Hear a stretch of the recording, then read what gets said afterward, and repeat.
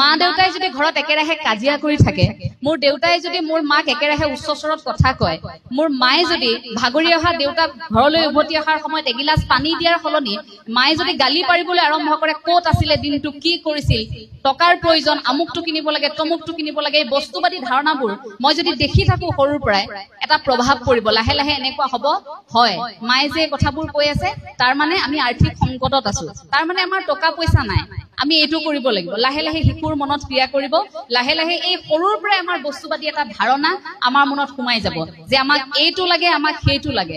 সন্তানক সদায় নাই আপুনি কেতিয়াও সন্তানৰ সন্মুখত নকব, যদিও পৰামৰ্শ দিয়াৰ যোগ্যতা নাই। এই কথাষাৰ এইবাবেই কৈছো, আপুনি যেতিয়া নাই নাই নাই নাই নাই নাই কৰি থাকিব যে আজি আমাৰ এইটো নাই, সেইটো নাই, টকা নাই, অমুক নাই, তমুক নাই, এই নাই নাইবোৰ কৈ থকাৰ লগে লগে আপোনাৰ চাৰিওপাশে এটা ঋণাত্মক প্ৰভাৱৰ সৃষ্টি হয়।